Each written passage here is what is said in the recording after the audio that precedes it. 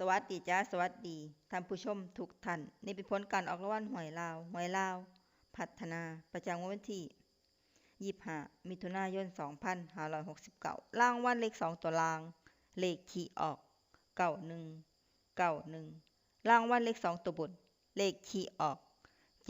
7979รางวัลเลข3ตัวบนเลขที่ออก179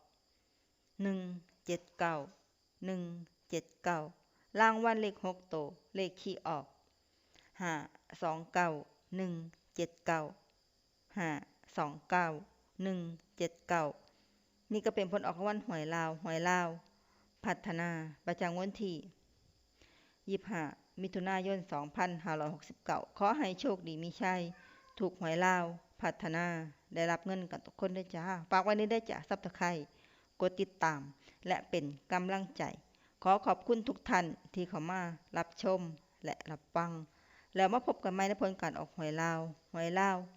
พัฒนาใหม่ในวันพรุ่งนี้สำหรับมื้อนี้ขอบคุณและ